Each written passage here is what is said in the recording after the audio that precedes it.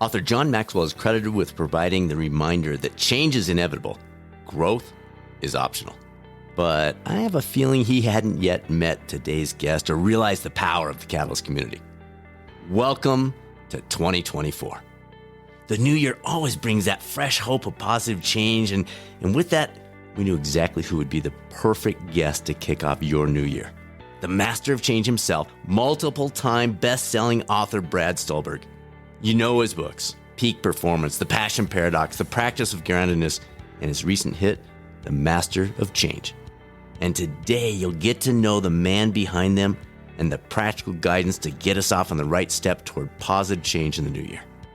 Thank you for joining us here on the Catalyst 360 podcast, where we cover the full 360 degrees of life and the evidence-based practices that provide the catalyst for a better life for ourselves, clients, coworkers, family, and our community.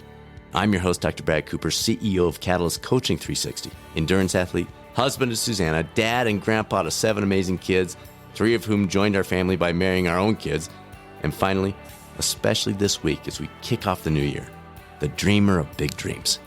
Thank you for investing a portion of your week with us. Speaking of change, if you've been considering pursuing your NBHWC approved certification as a health and wellness coach, either to enhance your current career or as the first step toward a fresh new one, now is the time. The first cohort of the year kicks off January 20th. It's all virtual, but we limit class sizes to keep the personal connection with our students. So please do not wait to get registered.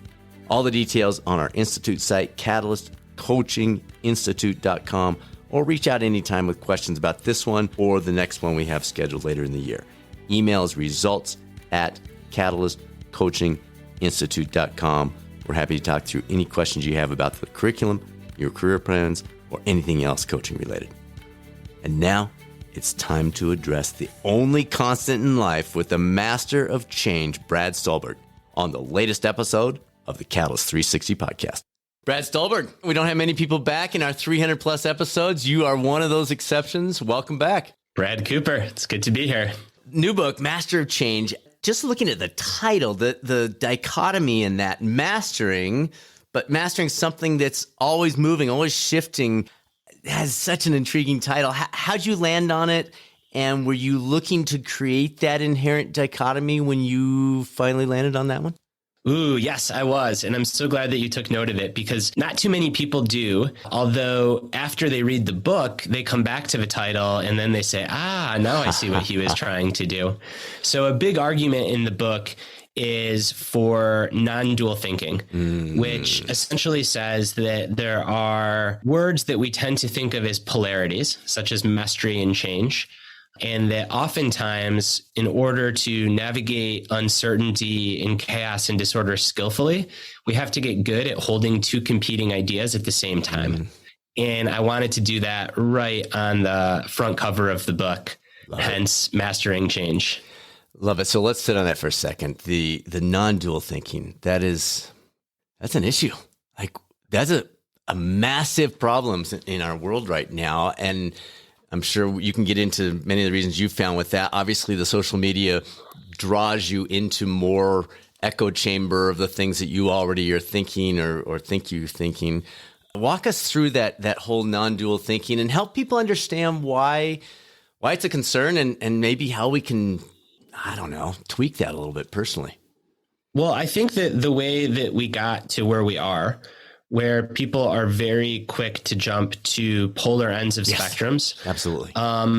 Is in large part a result of just our innate need to find belonging in sources of identity. And I think that the internet has really capitalized on that need for its own ends. And by the internet, I mean the attention economy. So companies that get paid based on the amount of attention that we're staring at the app or the screen or whatever it might be. And it has kind of sorted based on, well, I stand for this or I stand for that, and I need to have an opinion on everything right away. And at the same time, so many of the places that we go to get information or to share information are limited in the amount of characters you can post or how long a video can be. So you often don't even have time to explore nuance. So I think what happens is we lose that, and people default to hot takes and fairly extreme takes. And again, oftentimes for complex issues that we are facing as individuals or as organizations or as entire societies, the answer is generally not this or that, but some version of this and that. The Nobel-winning behavioral economist and social psychologist Dan Kahneman is known for saying, don't ask if this is true, ask of what is this true? And my research and reporting on this book and navigating change in particular, it really showed me that the answer isn't control or let go, it's control and let go. The answer isn't rugged or flexible, it's rugged and flexible. The answer isn't tragedy or optimism, it's tragic optimism. And it really seems that those that can navigate chaos and disorder and uncertainty well are able to display this sort of non-dual thinking. And perhaps you could go, take it to the next logical place in the argument about the attention economy is chaos kind of benefits the attention economy. Sure. Oh, absolutely. It's like the Gawker effect. You're driving in your car and you see like a pileup or an accident, and it's just like there's something about our brains where we're hardwired to look over. Yep. And I think there's a lot of that on social media, whereas skillfully navigating complexity, you don't get like that jarring rush of excitement or despair or anger, but you tend to make more thoughtful and discerning decisions. Can you give us I'm about to ask you to do something in a short form after we just talked about short form doesn't work. Can you give us a starter step for the person who is listening to this and says, yeah, I hear what Stulberg's saying. I probably do fall into that leap to conclusions. I've got to be with my tribe. Don't consider any of my previous thoughts. Any initial, I don't want to take all of our time on this, although we easily could, but just some things to trigger that. Maybe the realization that we're falling into that would be a great starting point. I think it's just that. I think that it's whenever you want a simplistic narrative on something, I would just kind of ask yourself, like, is this really that simple? Or might there be some nuance that I'm missing? And sometimes it really is that simple. So it's not to say that everything is super complex and nuanced and would benefit from non-dual thinking. I just think that a lot would. And again, people often go back to these this or that takes. And this or that takes are also just easier for our brain. Like, sure. It requires less energy. Right. Just to say, like, I'm going to put my stake over here and I'm not going to consider any alternatives or even how other alternatives might be true. Right. So yeah, I think it's catching yourself. And then I think it's asking yourself, like, how might I be wrong? Or on an issue where people immediately go into, it's got to be this way, just kind of asking yourself, like, well, what would it take for that way, the other way, to be true? And in particular, when it comes to navigating uncertainty, the non-dual thinking that runs through the heart of the book is rugged flexibility. And normally people hear the word rugged and they think of determination and toughness and being hard and like picking yourself up by the bootstraps and agency and control. These are like the word cloud around sure. rugged. Yeah. And then you hear flexibility and the word cloud is soft and supple and letting go and bending, not breaking, and going with the flow. And the research and reporting is so clear that individuals and organizations that navigate change really well, they're not rugged or flexible, they're rugged and flexible. So they literally hold and practice these two competing mindsets and ideas at the same time. Via, like, how are they doing that? And I know you get into this in more detail because that's a core element of your book is the rugged flexibility. Can you, again, give us a little starter set on combining two almost competing concepts?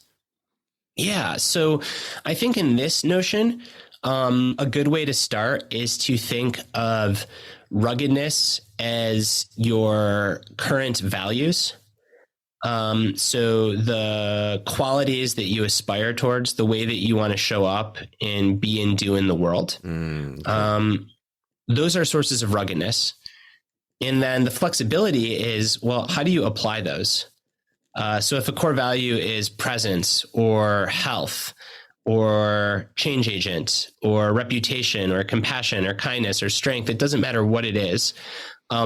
Once you have that value, then you can ask yourself in various circumstances, well, what would it look like to apply strength or kindness or presence, whatever it is, in this circumstance, and be willing for it to be different from circumstance to circumstance. So it's values held really tightly and ruggedly, but very flexibly applied.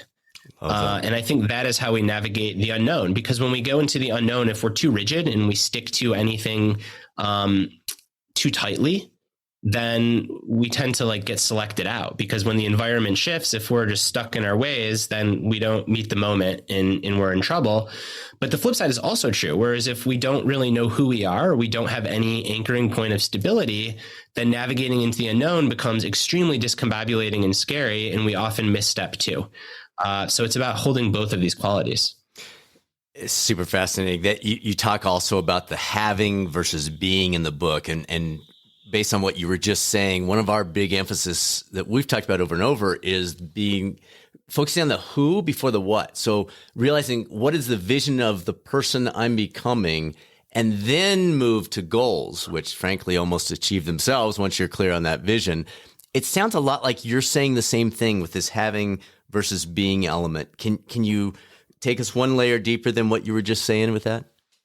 Yeah, that's right. So having versus being, Erich Fromm, the 20th century philosopher and psychoanalyst, wonderful humanist thinker, first coined this dichotomy.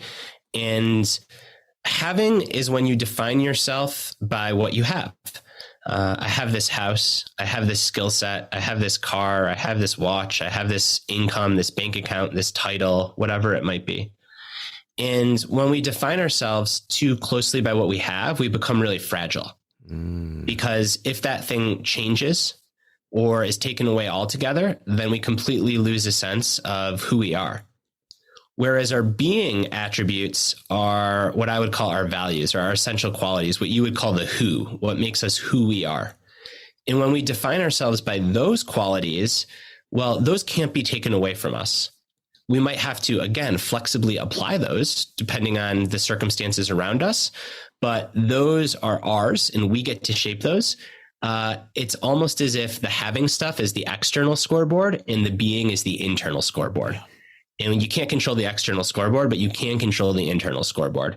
Yet so many people focus so much on their external scoreboards, followers, bank accounts, sales, growth, and they don't even consider what their internal scoreboard would look like. And to me, the internal scoreboard is the far more important one, which is what are my values and am I living in alignment with them? And it's not to say that external scoreboards don't matter. I mean, they do. If you're a salesperson, you need to close deals. If you're an author, you need to sell books. If you're a podcast host, you need downloads. I think the problem becomes when that becomes the cart that's driving the horse, when the horse ought to be the who you are and what you're trying to become. Yeah, that's awesome. We can go so many directions with this. Let's touch on the homeostasis versus allostasis. So quick definitions for all our listeners. Homeostasis is what we generally think of. Something is stable, it breaks down, and then we return it to its previous orderly status. Allostasis, order, disorder, and then reorder. Ooh, and that seems so much more applicable in today's world. So walk us through where you went with that and how we can apply that in our own lives.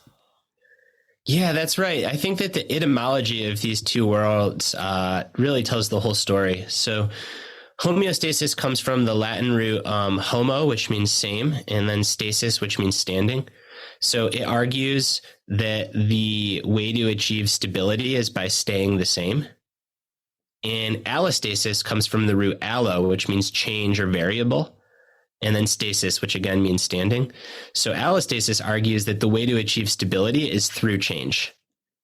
And it just has this elegant double meaning, which is, yes, we can be stable through change, but that requires changing at least to some extent. So homeostasis is very dual. It says that you have stability and then there's a change. So you lose stability and then you have to get back to stability. Whereas allostasis is much more of a non-dual approach. And it says you have stability, you go through change, and then you maintain that stability, but it has to be somewhere new. Like there is no going back to the way that things were. There's only moving forward. So it acknowledges that, yes, we do crave stability. And stability is an innate drive for human beings and human organizations. But change is also innate and unavoidable. And if we try to get back to where we were, or we try to achieve stability by avoiding change, we're just going to fail and suffer. Whereas if we recognize that life is one ongoing cycle of order, disorder, reorder, then we can develop the tools to navigate that cycle and to find some stability through it. So powerful. And I'm thinking of the bestseller, and hopefully you'll put that in your rearview mirror, of Who Moved My Cheese back in 87 or something. How do you know when to pull the plug? How do you know? Because I love what you're saying. I also get I want to go back to where it was before. It was so good before. How do you know when to say, all right, forget where we were. We're going to reorder over here. We're going to take this new direction. How do you know? I think the first thing is, if there's a significant change, then that's the answer. Like, it's never going to go back to the way it was. A marriage, a divorce, kids moving out of the house, individual contributor, now a manager or a leader, major health event, grief, loss. Like, there is no getting back to where you were. So I think the first thing is, if there's a major change, you just can't get back to where you were, and just like stop trying. Doesn't mean that you shouldn't want to try to create stability. You should, but you've got to have the expectation that that stability is going to be somewhere new. I think if you're in a more nuanced situation where you're kind of deciding, like, do I want to jump into disorder? So do I want to stay in this job even though I don't really like it? Or do I want to resign and jump into disorder and then recreate professional stability somewhere new? If you are tinkering with retirement, that's a big one. Like, talk about a big disorder event. Do I want to stay in my job, or do I want to jump into disorder? And there, the question that I find really helpful, and if you're honest with yourself, it tends to be very, very like illustrating of what one should do, is just to ask yourself, are you staying in this because you're prolonging the inevitable? Or are you staying in this because you're genuinely curious about what could happen next? And I've had athletes ask themselves that question and then break down in tears, because the answer as to whether or not they should retire became so clear. And I've seen it work in both ways. So, am I staying in this job? Am I staying in this relationship? Am I staying in this role? Am I staying in this sport because I'm curious about what's going to happen next? Or because I'm just scared of this change, but I'm just prolonging the inevitable, which is the change. And if you're prolonging the inevitable, then I would say that it's probably better just to jump into the sea of disorder now versus make yourself miserable trying to hold on to the old when the new is coming regardless. So a couple things there. Scared. That's a powerful word. I appreciate you putting that into your description there. That's a big driver. So the person that is any of those examples you mentioned, retirement, new job, marriage situation, different school, different degree, whatever it might be, different professional career as an athlete or not, fear is it's a thing. It's a huge thing. How do we contextualize that or balance that with the curiosity you talked about? Where do we go with that? I think that making a shift like that and facing the fear is a lot easier when you have a supportive community. So that's the first thing that I'd say is, like, if you're going to retire, go find 8 other people that had the same decision and help them, have them help you, have them hold your hand if you need it. Go find the other athlete that has been through that transition and make sure that you're going out for coffee with them once a week. Go find other people that switched their collegiate majors or degrees or went back to school and hear their experience. There's a reason that support groups are so effective for everything from anxiety, depression, substance use disorder, grief, even in the corporate world, a brain trust, just like a support group for management. These are so effective because jumping into disorder is hard and scary and fearful. And we tend to be much stronger when we feel connected to others and we're in community. So community is the first thing that I would say. And then the second thing that I would say is go back to those rugged core values. And like that is your anchor. If everything around you feels complex and out of control, if you know what your values are, you at least have that to stand on.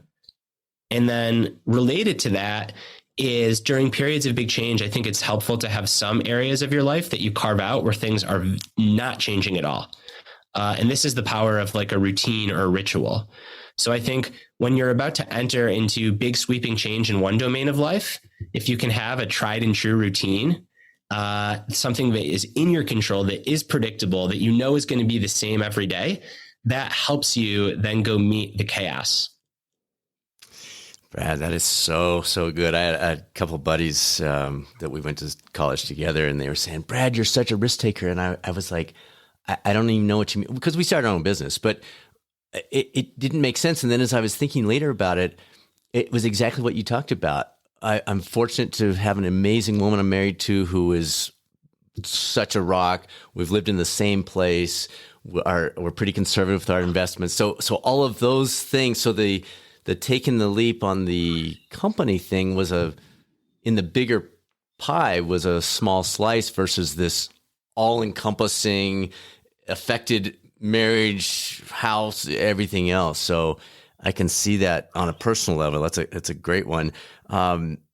It makes me think about the different levels of risk with different people. So some people, there's no way. Like I don't even want to try a different whatever with my coffee in the morning, let alone take this leap in one of the things that we were talking about.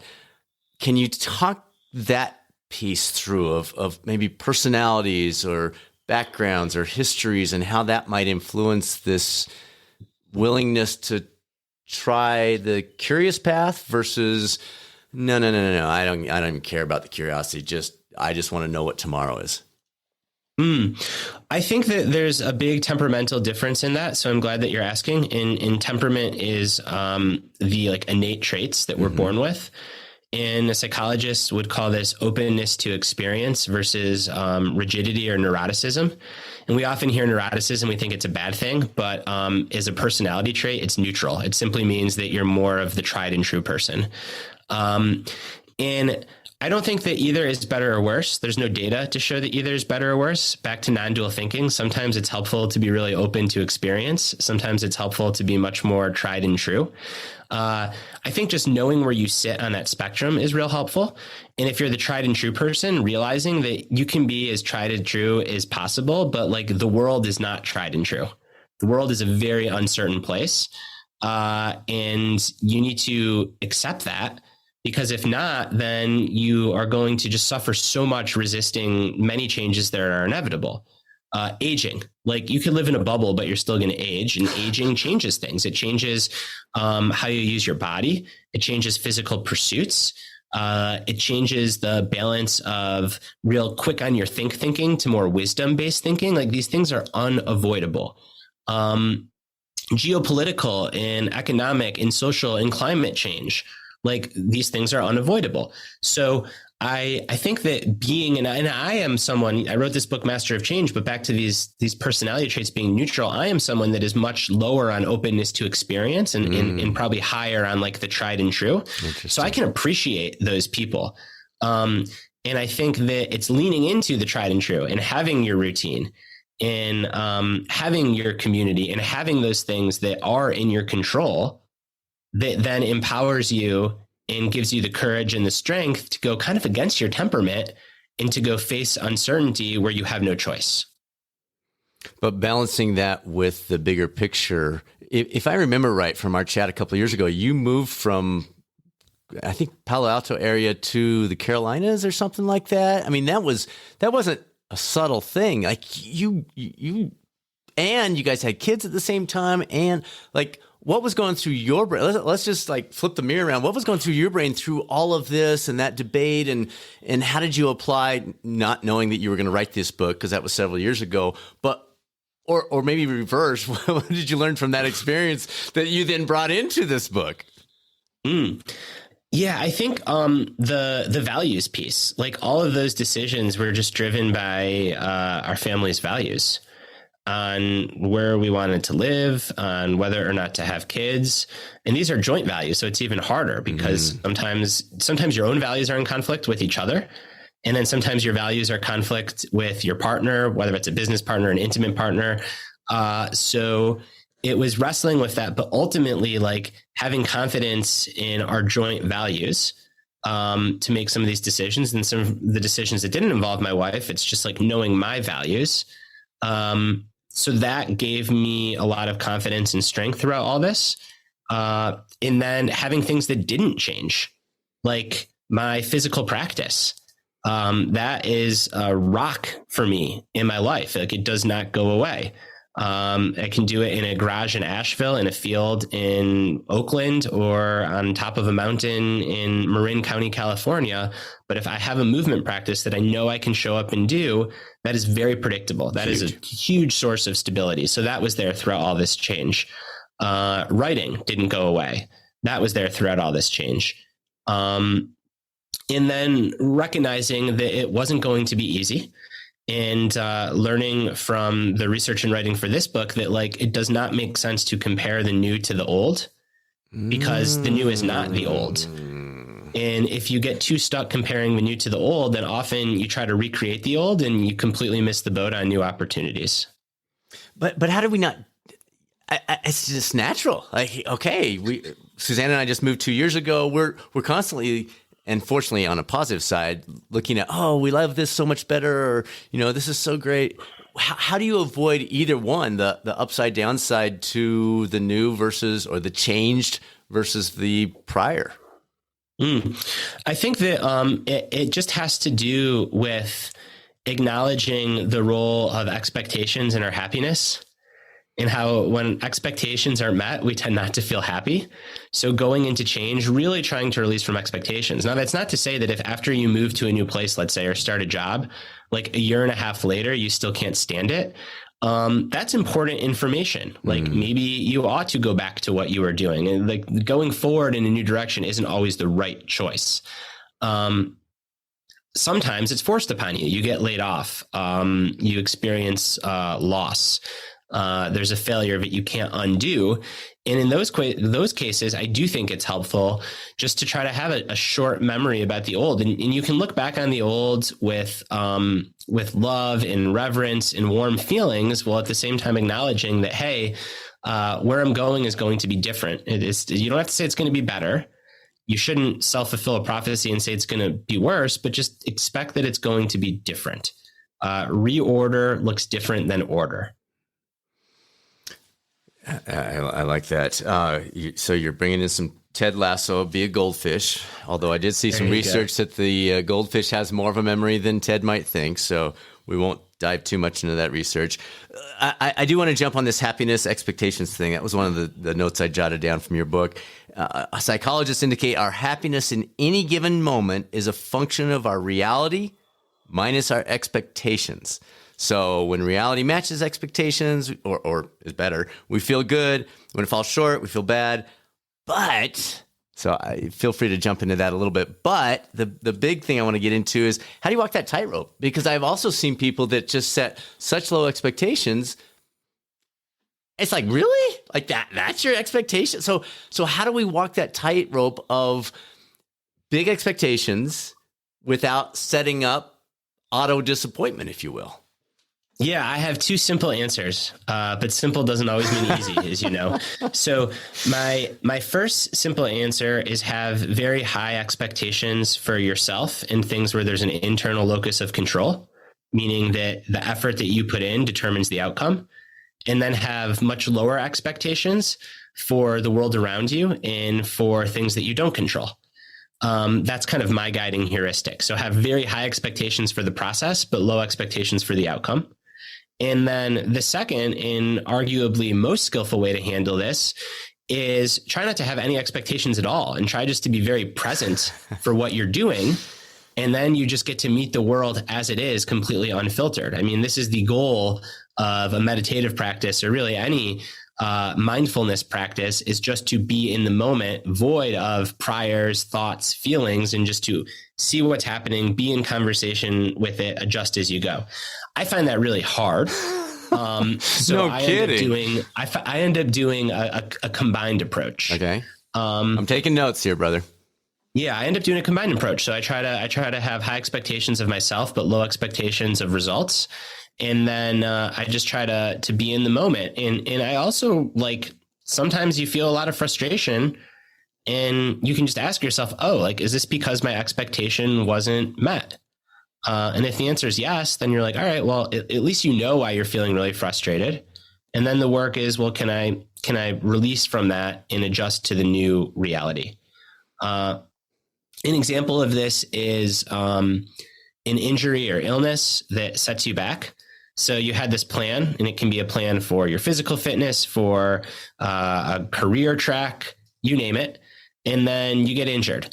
For an athlete, you pull your hamstring. For a knowledge worker, you get COVID, and suddenly, like, you're pretty sick, and this whole big presentation and Gantt chart and project that you were going to manage over the next 2 weeks, like, you're probably not managing it. Right. If you can't shift your expectations, then you're just going to, like, judge yourself and be really pissed off, and you'll probably make the situation worse because you'll try to push too hard and you'll make the injury worse, or you'll try to show up to work when you have terrible brain fog and you'll mess everything up. Whereas if in the moment you can say, all right, like, you know, my expectation was I was going to peak in my training, or my expectation was I was going to make the new hire this week, but, like, I pulled my hamstring, or I've got the flu, or whatever it is. I can't. Then you just have to update that expectation. Say, like, all right, well, now my expectation is that I'm going to be sick for a little, but better to respect that than to trudge ahead as if I were healthy and make whatever I'm going through worse. Is there something about, I don't know, I'm making this up on the fly. Is there something about allowing the expectations in advance to drive our actions? So you set a goal, you want to run a sub, whatever, 38-minute 10K. And so you set up your training to hit the intervals with that and get your tempo runs in and all that kind of stuff. But then on race day, you let it all go. And you let the process take over. You don't, or if you're 10 seconds off that first mile split, you're like, okay, just everything I got. The fitness determines your race, not the time. Yeah. Like the goal of a race, and this could be any kind of race, an endurance race, something of strength, a psychological race, a career. You could even conceptualize the same way. Is your fitness at any given moment. So your ability to respond to your environment is what is going to determine your performance. So you can set expectations. I want to run a 38-minute 5K. I want to deadlift 600 pounds. I want to be a more self-aware leader. I want to go from being an individual contributor to a manager. Those are all, like, really helpful because you need, like, some guide rails on how you're going to train and how you're going to prepare. Yeah. Exactly. But then, like, when it's time to meet the moment, that star out there is gone and it's just the star in front of you. Yeah, totally. It's and it kind of ties into the challenge threat research too. When you have that goal so locked in your head, you flip from this is a challenge to, oh my gosh, I'm not achieving it, threat, cardiorespiratory influence on that, et cetera. So that's interesting. Yeah. And I mean, I think that is a prime example of just, like, holding on to an expectation too tightly, especially if it's maybe unrealistic. I mean, think about the difference with, like, playing to win versus playing not to lose. Oh, yeah. When you're playing to win, when you're in the underdog mindset, i.e. a low expectation, you're having so much fun.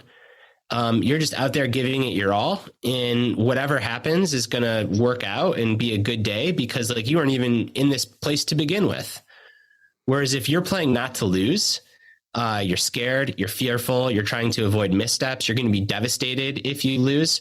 And I think, like, when we go for big goals, whether it's a race, whether it's a promotion, whether it is being recognized in our field, whether it's winning a Nobel Prize, I mean, at the highest level, I think trying to set ourselves up to play to win and to have that lighthearted attitude of, like, man, I don't know what's going to happen, but it's crazy I'm even here, is so much more emotionally and socially fulfilling. And as you mentioned, physically healthy than playing not to lose and saying, oh, if I don't get this, then I'm a failure. Yes. And I'm thinking of and maybe this is just on the extreme end of the spectrum. It seems like to reach the highest levels, you've also got to have that internal, I'm going to do whatever it takes to get this done ethically and legally, et cetera. But whatever it takes, you know what I'm saying? Like it seems like there still needs or could benefit from some of that stuff too, versus I'm just having fun out here. Good to go. Let's make this thing happen. Do you hear what I'm saying? Maybe I'm not asking it very well, but I do. Okay. And I think that back to non-dual thinking, like we all have the ability to put on both of those hats. And I think there's got to be some of that talent. Researchers call it the inner mongrel, like that part of you that just like, it's like win or go home. Yep. And I think that it's just about making sure that is matched by or counterweighted by hey man, I'm just happy to be playing the game. And if you're just too happy to be playing the game, in my construct in the book, if you're just too flexible, well, you're going to be super soft and you're not going to have a chance. But if you're just that inner mongrel and you're just too rugged, then your own rigidity and fear is probably going to get in your way.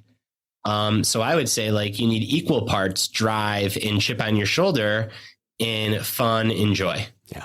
No, that's very, very well said. My PhD work focused on something we called functional mental toughness. And one of the interesting studies out there is the higher your mental toughness, the more likely you are to get injured also. So it's like it drives you through it, but it also drives you through it. Like it's a problem at that extreme. So awesome callback on the non-dual thinking. It's just non-dual thinking. Like when you talk about your research, I just can't help but think it's like grit is the most important quality until what you need to do is quit. Exactly. Yes. And it's like wisdom is knowing when it's time to quit. And I really think you can read books, you can take courses and all those help. And then you go out and you live in the world and you experiment and you fail. And you kind of start to learn all right, I got to turn on the grit versus actually, I think it's time to quit. Right. No, that's huge. That's huge. All right. Let's talk glory days. So Bruce Springsteen, the whole concept of the song is, oh yeah, remember back when, and blah, blah, blah. How it seems like a lot of folks get mentally stuck in some aspect of their past life. And it happens a lot. How do you move forward? It's not so much a resistance to change, but it's almost like they're stuck in the past and they don't even realize they're stuck in the past. It's just every story that comes out of their mind was 15 years ago or 12 years ago or back in college or when I had this other job or whatever. And they don't even see it. Well, any tips? Any tips for someone who's listening to this and they think, well, maybe that's me. You probably wouldn't recognize it if you set it up the way I just did. But you know what I'm saying? The person that's in the glory days. Well, first I want to separate between nostalgia, which is a really positive emotion. Excellent. Versus living in the past. Excellent. Which often gets you in trouble. Yes. So if you are reflecting on the past and thinking of it with warm feelings and endearment and perhaps telling stories with friends, that's great. If you are living in the past when the world around you is in the now, that is not as good. So what to do if you find yourself falling into this trap? I think that I'm going to go back to this values exercise. I would just try to ask yourself, well, what are my values? What do I really care about? What are the attributes that matter most to me? What's happening around me in my family, my health, the world, if you work, my organization, if you're a student, in my schooling, and how am I currently applying my values? And am I applying those values as if I were living 20 years ago? Or am I applying those values as if I'm living now? And I think that to make this really tactical, I came up as a writer during the blogosphere, where everyone had a blog, and if you wanted your work to be read and discovered, you wrote on a blog. And that is no longer the case. Now, if you want your work to be discovered, you have conversations on podcasts. You build a social media platform. You have a newsletter. But most independent bloggers, if all you have is a blog, like very few people are going to read that blog. It's just not how people engage with ideas right now. So if I was too attached to just writing a blog, that would be living in the past. And I think that it would not work out well for me. But if my value is discussing big ideas and trying to find words for human experiences, and I reorient around that and I can say, all right, that's what I value. Well, how am I going to do that today? And the answer right now, to be frank, is like good podcast conversations are probably the biggest driver of that. 15 years from now, if podcasts are gone, there's going to be another way to do that. Yeah. My job is to take that value, orient what's happening around me, and then figure out how to apply that value versus just the thing. It's also to have or to be, right? If you have a blog and you're attached to that blog, that's all you know. If your being quality is language and words and concepts, well, you can apply that in broad circumstances.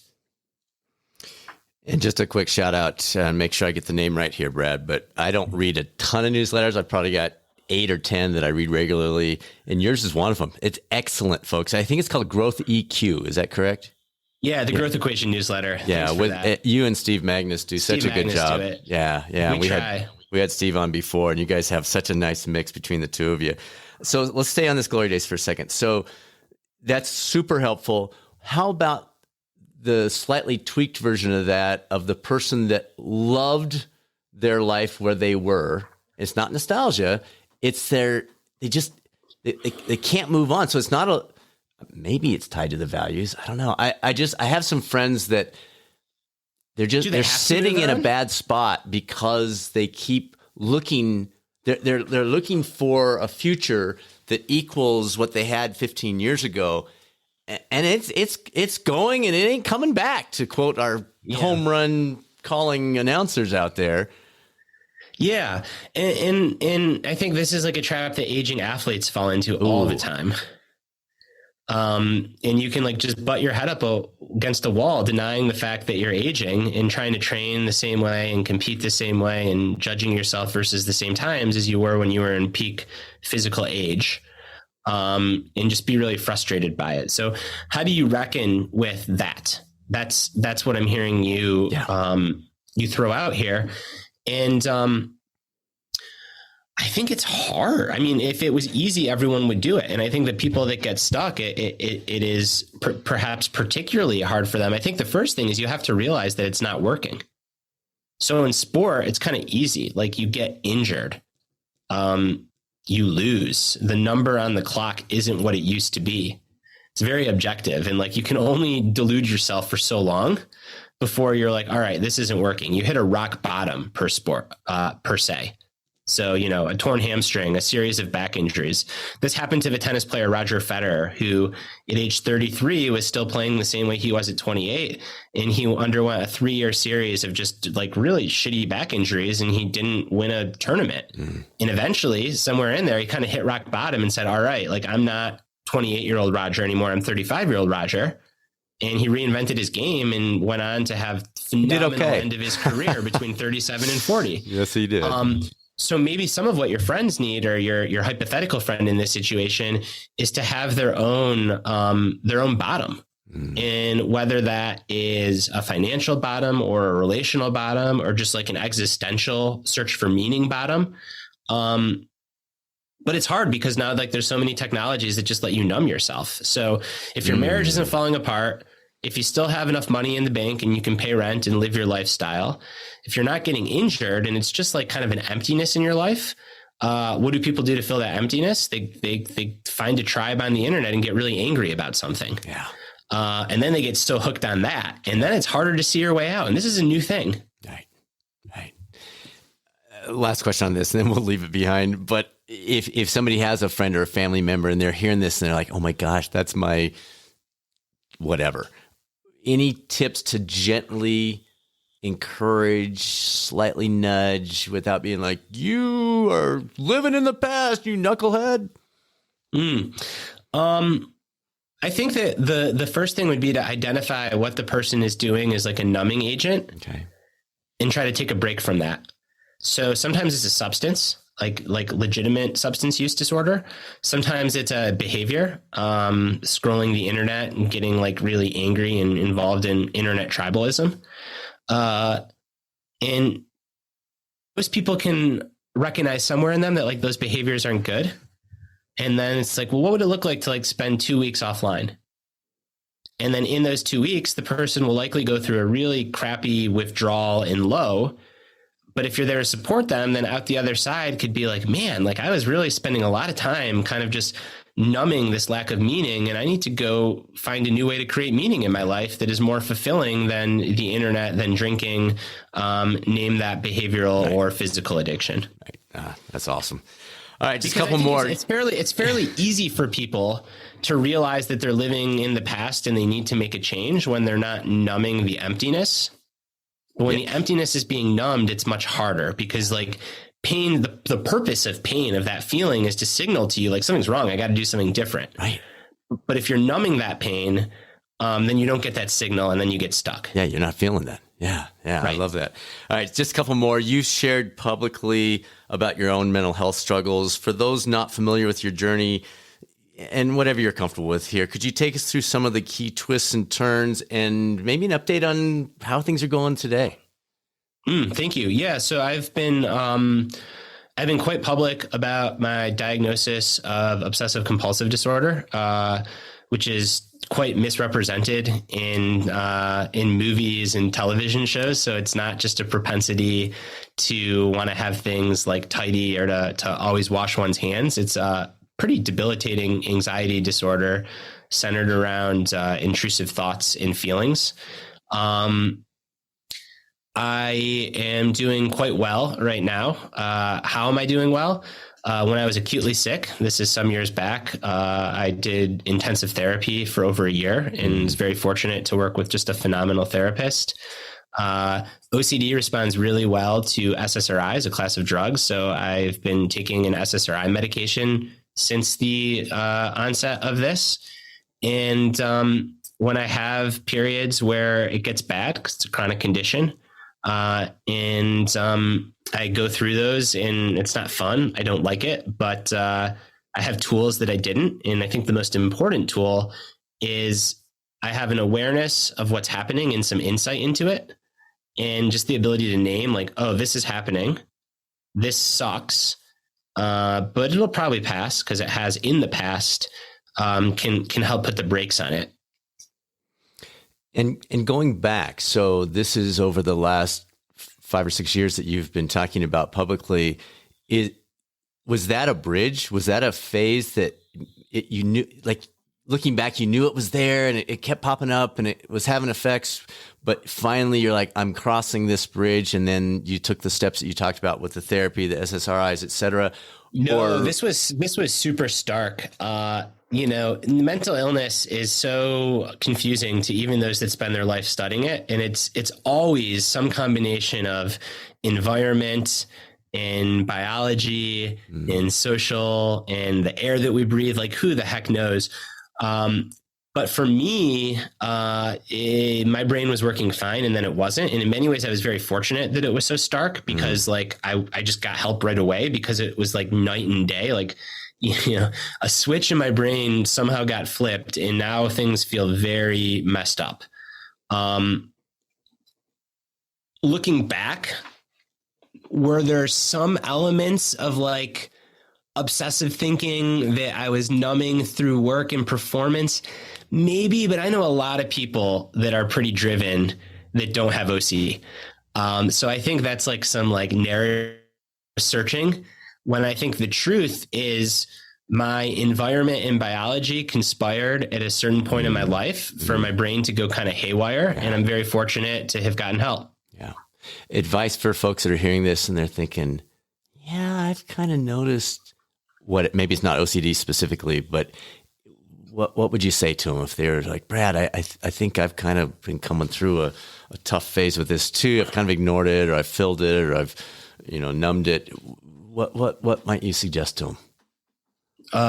seek professional help if you have the ability. Yeah. Don't wait. Don't wait. Find a therapist, find a psychiatrist, share with your primary care doctor. Maybe they'll have a referral. If you know someone in your network that has experienced psychological suffering, confide in them. Just name it. Have someone in your corner. Maybe they can help you find help. If you feel all alone, if you feel like you're in a situation where you can't share, this is one thing that the internet is actually good for, is there are support groups. So go find a support group, find resources online for what you're dealing with, and don't wait, and then be patient.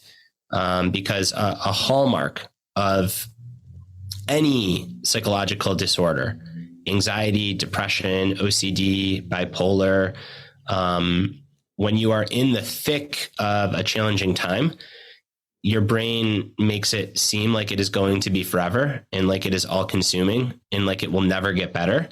And that is not accurate, but it can feel true.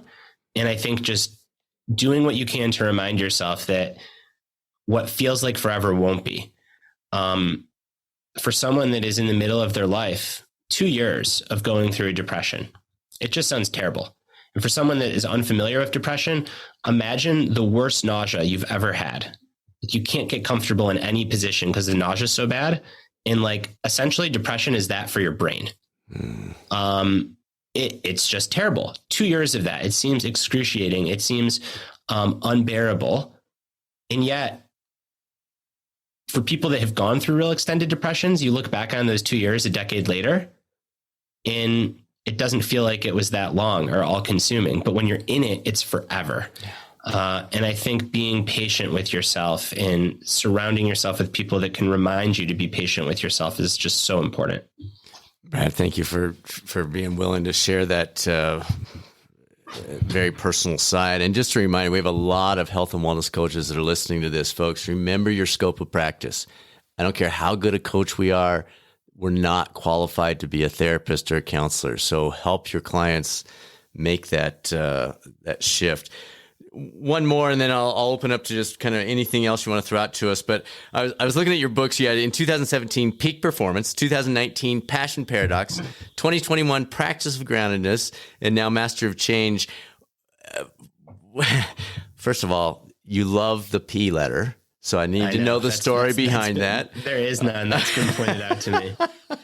But what does your daily routine include to produce such high level work while living? I know your life a little bit from what you've shared. You're living a thriving life. You're doing stuff. You're working out. You're a dad. You're a husband.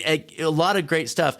But you're putting books out at 2 to 3 times the speed of most high-level authors like yourself. What's the routine? What are some of the things that you're doing differently than maybe a lot of people out there? It's a good question. I don't know, because I don't know what a lot of other people are doing.